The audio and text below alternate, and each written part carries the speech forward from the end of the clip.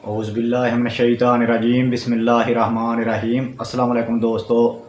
تمام تعریفیں اللہ کے لیے ہیں جو عالمین کا رب ہے۔ آج آپ کے لیے جو میں ویڈیو لے کے آیا ہوں، یہ ایک بھائی نے کمنٹ کیا تھا کہ آپ جو ہے شیخ صدو کے بارے میں جو ہے تھوڑا سا بتائیں بھی اور اس کے عمل پہ کوئی ویڈیو بھی بنائیں۔ اس کے یوں تو بہت سے اعمال ہیں، گاہے بگاہے آپ کی نظر کرتا رہوں گا، لیکن شیخ صدو کے بارے میں جو ہم نے بکس میں پڑھا ہے یا اس کے بارے میں استادوں سے عاملین سے سنا ہے، ظاہر ہے بکس میں بھی استادوں نے ہی لکھا ہے، انہوں نے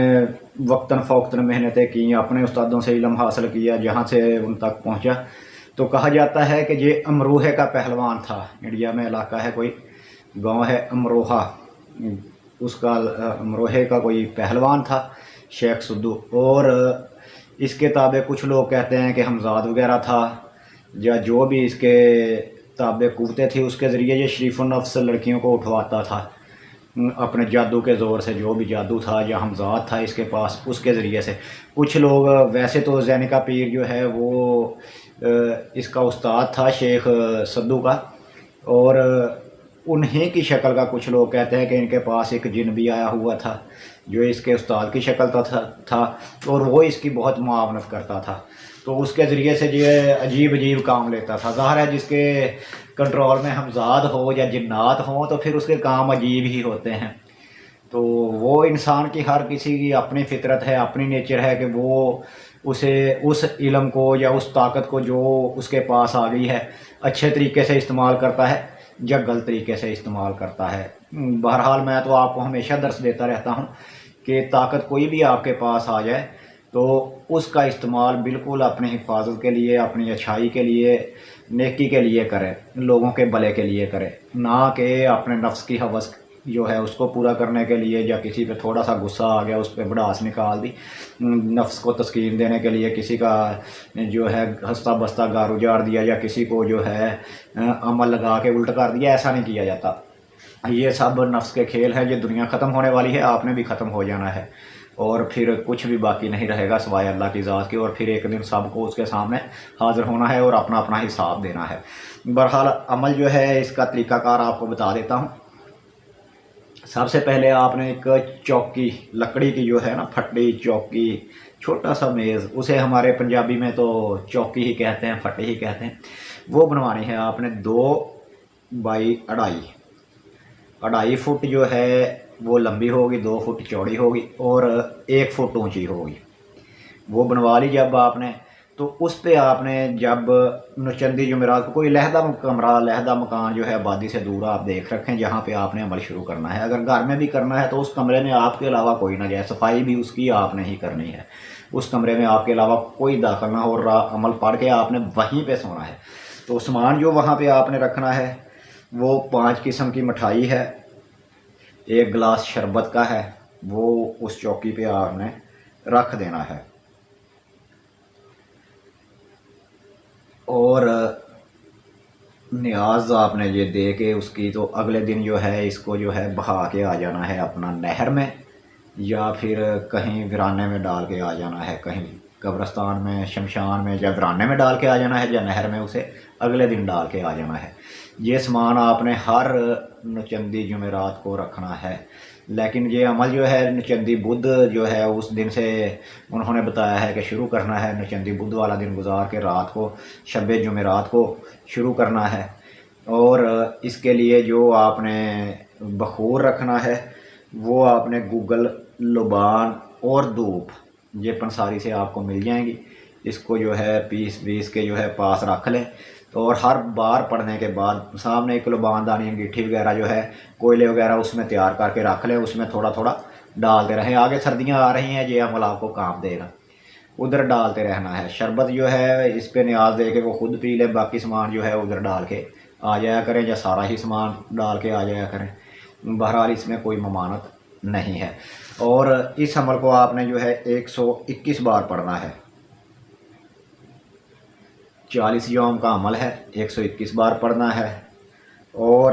ہر نچندی بدھ کو، ہر بدھ کو جو ہے یہ سامان آپ نے رکھنا ہے، اور اس پہ نیاز شیخ سدو کی دے دینی ہے، یعنی کہ ایک بار حمدو پڑھے، 3 بار جو ہے سورہ قل ہو اللہ پڑھے اور کہے کہ یا اللہ میں اس کا ثواب جو ہے شیخ سدو کی روح کو جو ہے بخشتا ہوں، تو یہ اس کی طرف نیاز ہو جائے۔ تو اس کے نام کیجیے، ادھر چرستے میں ڈال آئیں، یا پھر وہ آپ کو بتا چکا ہوں، یا پھر آپ جو ہے جنگل میں ڈال آئیں، ویرانے میں ڈال آئیں، قبرستان میں ڈال آئیں، شمشان میں ڈال آئیں، یا نہر میں ڈال آئیں۔ جب یہ ڈال آئیں گے وہ تو اگلے دن ڈالنی ہے۔ اب جب آپ نے نیاز دے دی، حصار پہلے آپ نے کر لیا ہے، حصار کے باہر یہ سارا سامان پڑا ہے، نیاز وغیرہ، اور ایک چراغ جو ہے وہ روشن کرنا ہے آپ نے، اس میں گھی ڈالنا ہے، گھی کا چراغ روشن کرنا ہے، اس کی بتی میں آپ نے نظر رکھتے ہوئے پڑھنا ہے، وہ بھی اس چوکی پہ ایک سائڈ پہ رکھیں، اور لباندانی آپ کے پاس ہو، چاہے وہ حصار میں بھی ہو، کوئی مسئلہ نہیں۔ جو لباندانی ہے جس پہ آپ نے جو بخور روشن کرنا ہے، گوگل، لبان اور دوب کا، ہر بار پڑھنے کے بعد اس میں پھینکتے جائیں، 121 بار پڑھنا ہے آپ نے عمل، وہ روشن کرتے جانا ہے آپ نے، گوگل، لبان اور دوب ساری کٹھی مکس کر لینی ہے پیس کے، تو وہ ڈالتے جانا ہے ہر ایک بار پڑھنے کے بعد، اور ہر بدھ کو یہ آپ نے نیاز دینی ہے، یہ سامان رکھنا ہے۔ 41 دن کا عمل ہے، 41 دن میں جو ہے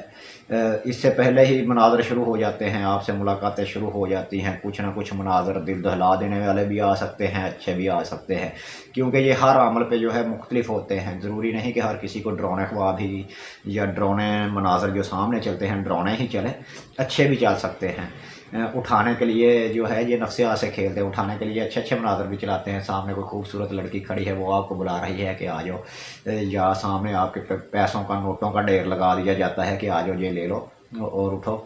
کہیں حصار سے باہر آؤ، اس طرح کے مناظر چل سکتے ہیں، کوئی اس کا مسئلہ نہیں۔ آپ کو پتہ ہے میں عمل کر رہا ہوں اور حصار میں ہوں تب تک جب تک میری تعداد جو ہے 121 وہ پوری نہ ہو جائے، اور اس 121 سے اول و آخر جو ہے 100 بار آپ نے درود شریف پڑھنا ہے۔ درود شریف کوئی سا بھی آپ پڑھیں، چھوٹا پڑھے، بڑا درود ابراہیمی پڑھے، کوئی سا بھی پڑھے، 101 بار پڑھنا ہے۔ اور پرہیز اس میں جو ہے لہسن، پیاز، گوشت، انڈا، مچھلی، جماش، شلے اور مرغ والے گھر کی روٹی نہیں کھانی، یہ پرہیز عام ہے، معروف ہے، اسے جلالی پرہیز کہا جاتا ہے۔ اس پرہیز کو آپ نے لازمی کرنا ہے۔ جب یہ پرہیز آپ کریں گے، کوشش کیا کریں کہ ناپاک عورت کا کھانا نہ کھائیں، حیضہ عورت کے ہاتھ کا کھانا نہ کھائیں، اس کا ان جنات پہ جو علوی کلام میں ہیں، ان سے جو مسخر ہونے والی چیزیں ہیں ان پہ بہت اثرات پڑتا ہے، بلکہ نورانی میں تو اس سے بھی زیادہ پڑتا ہے۔ تو خود اپنے ہاتھ سے کھانا پکا لیا کرے، ناپاک ہاتھوں سے نہ کھائے، نہ جا کسی بڑھیا عورت سے، والدہ وغیرہ سے پکوا کے کھا لیا کرے جس کی عمر زیادہ ہو، تو یہ آپ کے لیے بہتر رہے گا۔ جب بھی یہ آ کے آپ سے اقرار کرے، قول کرے، تابع داری کرے، تو پھر اس کے ساتھ معاہدہ کر لینا ہے کہ کام کے بعد آپ کیا لوگے، کام کے بعد جو بھی اس کے ساتھ جو ہے معاہدہ ہو جائے تو وہ ٹھیک ہے۔ اگر معاہدے میں تھوڑی بہت گڑبڑ کرے تو اس کو اس کے پیر کی، زینکا کی جو ہے، زینکا پیر کی سے کہو گے تو یہ قسم ہے میرے ساتھ معاہدے میں نرمی برت وغیرہ، تو یہ عام جیسے ہم تم باتیں کرتے ہیں ویسے ہی باتیں ہوتی ہیں جب قول و قرار ہوتے ہیں، اس میں کوئی گھبرانے والی، کوئی بڑی، کوئی مشکل بات ہی نہیں۔ اگر اس میں کوئی بات رہ گئی ہو تو آپ کمنٹ کر کے پوچھ سکتے ہیں، باقی مختصر بتانے کی کوشش کی ہے، میں سب کچھ مختصر اور تسلی بخش آپ کو بتا سکوں، تاکہ آپ کو مفہوم کی سمجھ بھی آ جائے، سارے عمل کی سمجھ بھی آ جائے، اور بات بھی آپ تک پہنچ جائے کہ یہ شیخ سدو کا عمل کیسے ہے، یہ کہاں کا ہے، کیا ہے۔ اب عبارت عمل جو ہے وہ آپ کو بتا رہا ہوں۔ شیخ سدو تو مردانہ، پرچایا جایا جگ نے مانا، آؤ میراں چلو شتاب، روشن کیا تمہارا چراغ، گھر کا کنبہ یوں ریس آئے، زینی کا آئے آگ لگائے، میراں اس کو گیر کے لائے۔